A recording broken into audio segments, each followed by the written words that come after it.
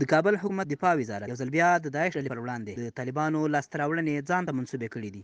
د دفاع وزارت لومړي مرستیال ډګر جنرال یاسین ضیا ننګرهار ولایت ته د سفر پر مهال ویلي چې د هیواد په ختیځه حوزه کې د دولتي ځواکونو د عملیاتو له امله داعش ډله د ماتېدو او له منځه تللو په حال کې ده.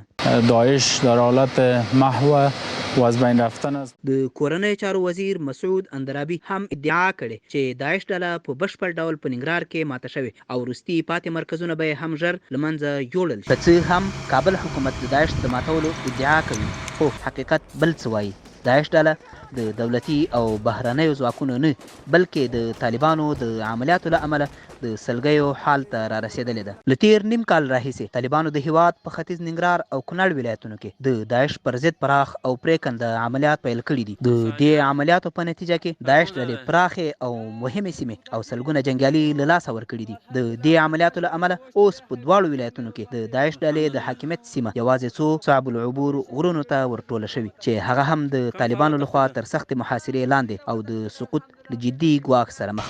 که څه هم دولتي او بهرنیو ځواکونو د طالبانو تر پرېکنده عملیاتو وړاندې د داعش پر ضد هوایي او ځمکني عملیات کړي، خو هېڅکله توانېدلي نه دي چې د طالبانو په څېر یې د ماتې حال ته ورسوي. د 2018 زېږدیز کال په جولای میاشت کې طالبانو د هیواد په شمال جوزجان ولایت کې د داعش جنګیالیو پر ضد عملیات پیل کړل.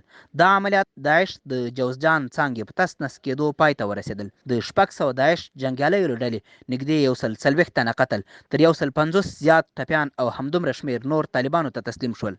کله چې پر داعشیانو د محاصرې کړۍ راتنګه شوه، مشرانو یې له دولته مرسته وغوښته. دولتي ځواکونو د جوزجان لپاره د داعش د عمومي مشر او د هغه د مرستیال په ګډون نږدې 250 جنګیالي په چورلک کې انتقال کړل او په دې ډول یې له طالبانو وژغورل. دفاع وزارت هغه مهال د طالبانو د بریالیو عملیاتو له یادولو پرته ویلي وو چې دا جنګیالي د امنیتي ځواکونو د پراخو توپچي او ځمکنیو عملیاتو پر مهال ورته تسلیم شول. په افغانستان کې د میشتو بهرنیو ځواکونو د هغه مهال عمومي قمندان جنرال جان نیکولسن هم دا د داعش پر وړاندې د افغان امنیتي ځواکونو بریا بللې وه. په افغانستان کې د داعش له راپورته کېدو سره سم طالبانو د دې ډلې پر خلاف جدیت خپل کړی دی.